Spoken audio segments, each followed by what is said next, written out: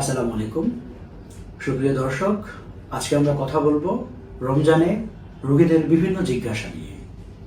অনেক প্রশ্ন থাকে রোগীদের মধ্যে। যেমন প্রথম প্রশ্ন, স্যার আমার তো এই রোগ আছে, আমি কি রোজা রাখতে পারবো? ইন জেনারেল যদি বলি, বাত বা অন্যান্য যে কোনো রোগীদের রোজা রাখতে কোনো বৈজ্ঞানিক বিধিনিষেধ নেই।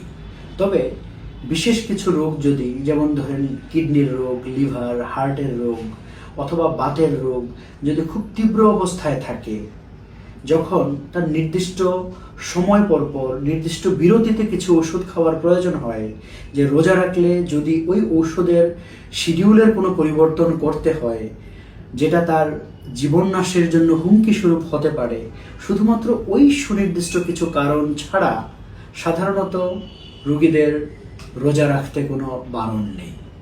যদি কোনো সন্দেহ থাকে, ওই ক্ষেত্রে আপনার চিকিৎসকের পরামর্শ নিয়ে তার ব্যাপারে সিদ্ধান্ত গ্রহণ করবেন।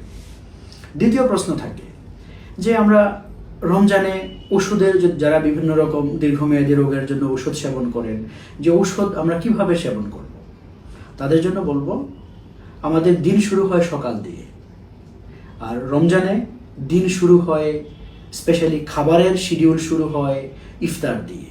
এই জন্য রমজানের আগে সকালের যে ওষুধ ছিল সেই ওষুধ চলে যাবে ইফতারিতে, ইফতারের আগে অথবা পরে। ঠিক একইভাবে রাতের যে ওষুধের শিডিউল সেটি চলে যাবে সেহেরিতে। আর কেউ যদি দুপুরে কোনো ওষুধ খান, সেটি তারাবির আগে বা পরে ওই মতো ওষুধ সেবন করবেন। ডায়াবেটিস নিয়ে অনেকের একটু মনে বিভিন্ন প্রশ্ন থাকে যে আমি যদি ডায়াবেটিসের ওষুধ খাই, ওষুধের কোনো পরিবর্তন করতে হবে কিনা। প্রথমত, সকালের যে ওষুধ, মানে যেটা আপনি রমজানে ইফতারিতে গ্রহণ করবেন, ইফতারের আগে বা পরে, ওই ক্ষেত্রে ওষুধের প্রয়োজন, মানে পরিবর্তনের প্রয়োজন নাই। আগে যে শিডিউলে বা যে পরিমাণে ওষুধ খেতেন ওই পরিমাণই খাবেন।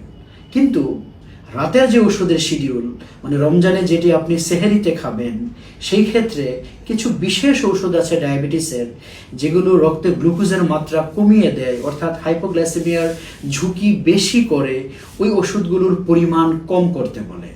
আপনার ডায়াবেটিস কতটুকু দমন থাকে তার উপর নির্ভর করে আপনার চিকিৎসক কখনো রোগীদের 1/3 বা কখনো অর্ধেক ওষুধের পরিমাণ কম করে দিতে বলেন।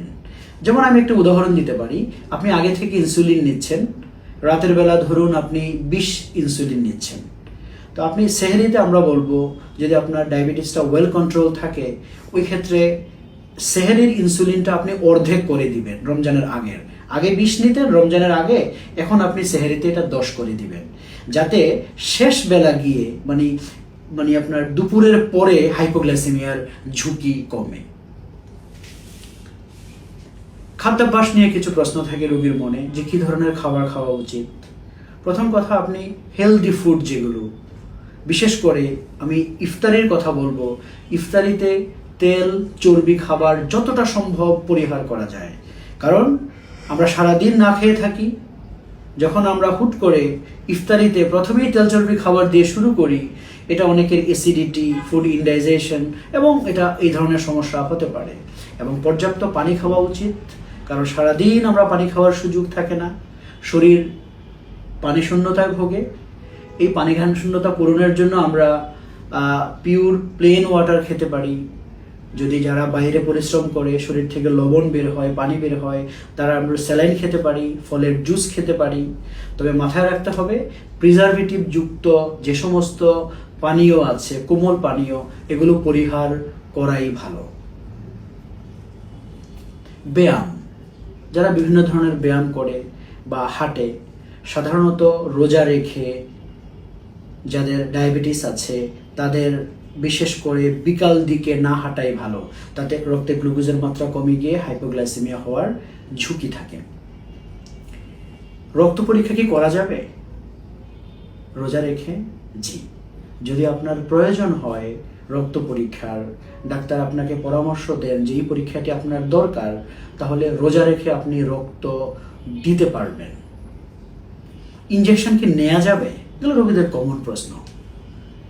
ইনজেকশন যদি আপনার জীবন রক্ষাকারী ইনজেকশন হয়, ওই ক্ষেত্রে ইনজেকশন নেওয়া যাবে।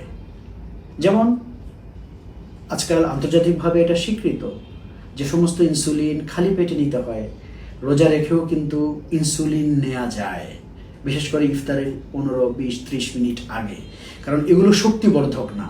শক্তিবর্ধক যে সমস্ত ইনজেকশন আছে, যেমন বিভিন্ন ভিটামিন বা স্যালাইন, এগুলো আপনি রোজা রেখে নিতে পারবেন না।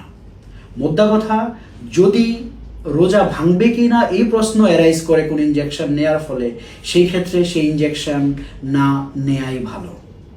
যদি কোনো পরামর্শ থাকে বা কোনো ব্যাপারে কোনো সন্দেহ থাকে, ওই ক্ষেত্রে ডাক্তারের পরামর্শ নেবেন। আমরা সবাই রমজানের পবিত্রতা রক্ষা করি, সবাই রমজানের পবিত্রতা রক্ষা করে আমরা যাতে আমাদের ইহকালীন এবং পরকালীন জীবনের কামিয়াবি হাসিল করতে পারি। সবাই ভালো থাকবেন। ধন্যবাদ সবাইকে। আসসালামু আলাইকুম।